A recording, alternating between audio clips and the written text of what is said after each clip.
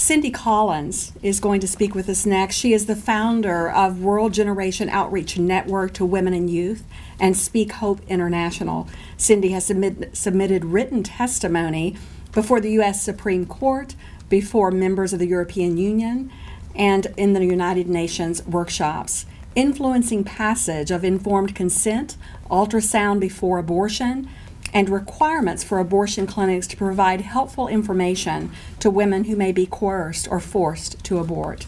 Let's hear now from Cindy Collins. Thank you, Carmen.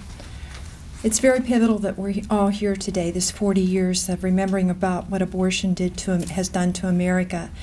And I think of myself as a 19-year-old college student coming to Washington, D.C., young girl from Western Pennsylvania. Actually, in December of 1972, I became pregnant. But in January of 1973, right around the time that Roe v. Wade came through the Supreme Court, I aborted my first of multiple abortions. You know, where that all began was as a college student, going to friends, and pretty Western Pennsylvania gal, raised up in the 50s and the 60s, and I was looking for help. And I went to a Planned Parenthood clinic in Pittsburgh, Pennsylvania, and sat across from a counselor who told me that abortion was going to be safe. In fact, by the time I had my abortion, it would be legal. But what I found out that even though abortion was legal, it was not safe. I can remember being in that abortion facility in Washington, D.C., and I was picked up at the airport, carted off with about 40 other women sitting there. And we were given no information on the development of our babies, anything as far as the abortion procedure, what would go on. In fact, I was told, as you heard today, that my baby was a blob of tissue, just a mass of cells. That's what I believed at a 19-year-old's maturity, who thought that I knew everything. Well, my reason was that I was afraid of telling my parents. I wanted to go on with college. I had all of these dreams and desires. This was supposed to be the quick fix and the easy answer. What I found out was shortly after my first abortion, I went into a deep regret. I had had massive hemorrhaging during that time. Just a lot of difficulties were going on emotionally and physically in my life, and I ended up dropping out of school. I ended up ending the relationship with my boyfriend also. From that, went into drugs, alcohol, continued promiscuous relationships, eating disorder, everything that you would hear psychologically as far as what can happen to a woman, which you'll be hearing today. You could see those definitions, and my picture should have been right next to it.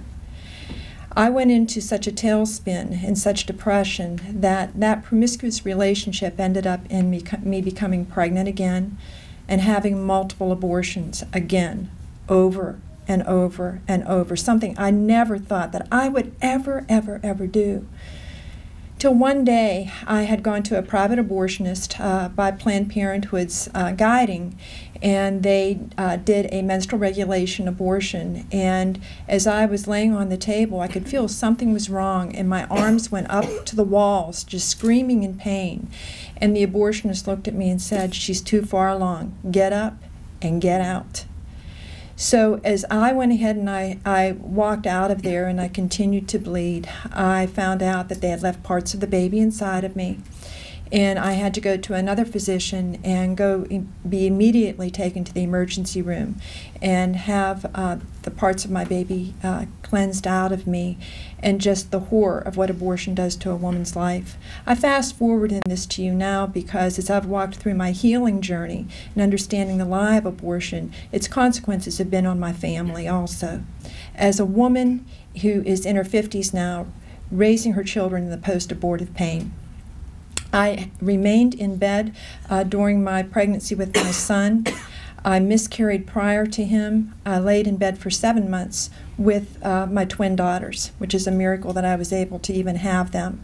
My son John has said to me, "Mom, I always felt like there was somebody there before me." You see, there's a whole generation that is missing their brothers and sisters and their siblings. In this past 40 years, there's been a generation that has been raised in the post-abortive pain of their mothers and their fathers.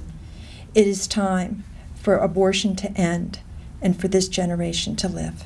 Thank you.